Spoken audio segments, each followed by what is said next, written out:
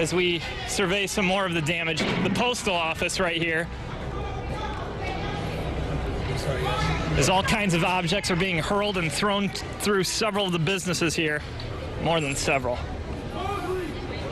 The Bureau appears to be intact, but Rosa Parks Circle, there is still quite a bit of activity down here. And it seems that oh wow, over here. Several vehicles are ablaze, not far off from Rosa Parks Circle. And this is Monroe right here. As we walk as near as we can, the air is thick with smoke. I'm not sure that I want to get much closer as it becomes more difficult to actually breathe. But we were talking about sad sights.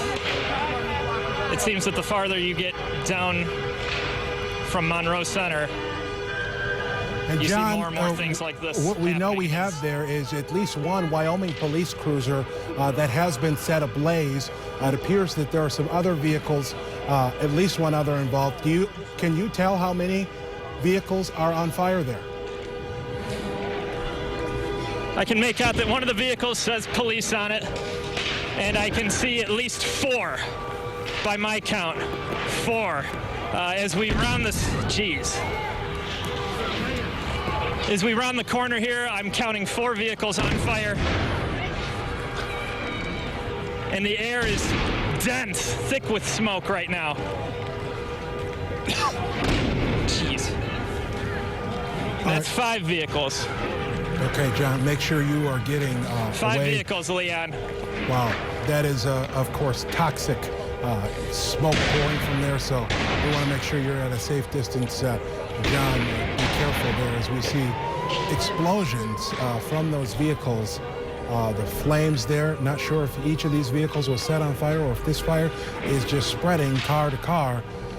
Initially, it looked like maybe 1 or 2 vehicles was on fire, but now, as John said, we've got at least 5 vehicles there ablaze. You hear their horns blaring there, and toxic, thick, black smoke from those burning vehicles is now pouring into the night sky in downtown Grand Rapids.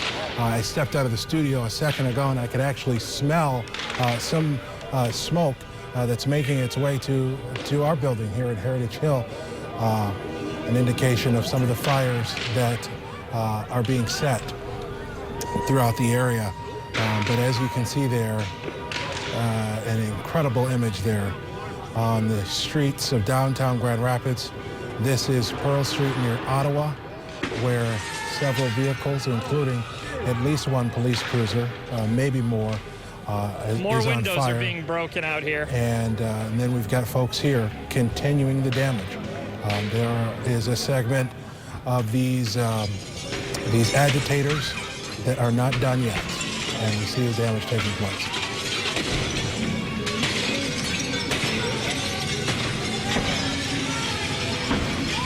Unbelievable.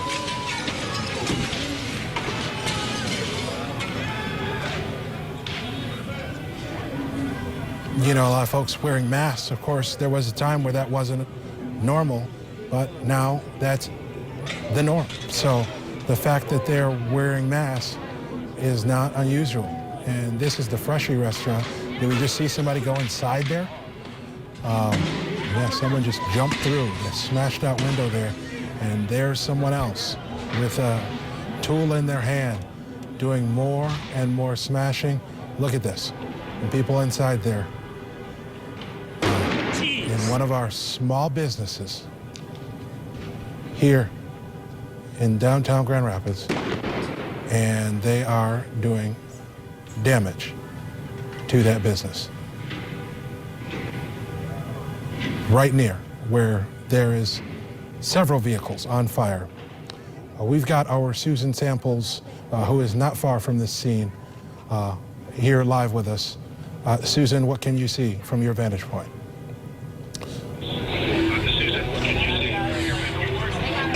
Leon, I am across the street from McKay Tower. They are breaking out the windows. They were breaking out the windows of Freshie, that restaurant that just opened up not too terribly long ago. You see this guy right across the street who's just trying to break down the windows. So, and as you said, I think there were, 5 or 6 police cars that were on fire.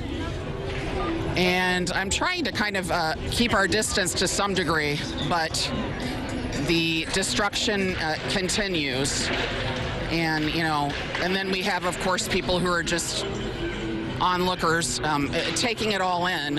And I still don't see any police officers. I don't see any firefighters. It seems that they're just, trying to, or hoping that this crowd disperses on its own, but that certainly doesn't seem to be happening. I don't know how long this is going to go on.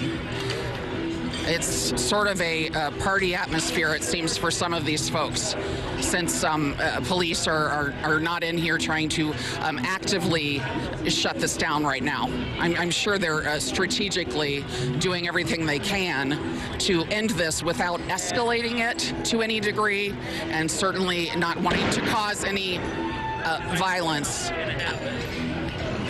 And then also there was concern that there were munitions still in the cruisers, and that's one of the things that's happening in terms of the explosions that you're hearing. I was wondering if that, for a second, I was thinking it might be tear gas, but I don't think there were any cops around or police officers around here right now. I think they're keeping their distance. But again, we are near McKay Tower at Pearl and Monroe, watching. I don't know what hour we are into this protest that has just devolved into such violence and destruction for business owners who've worked their whole lives to build these businesses that they're seeing just being destroyed and looted. We are 7 hours into Leon, this back since to the you. initial protest started at 6 o'clock, Susan. As we are keeping track of that, it's 1 o'clock in the morning, and this is breaking news on Wood TV.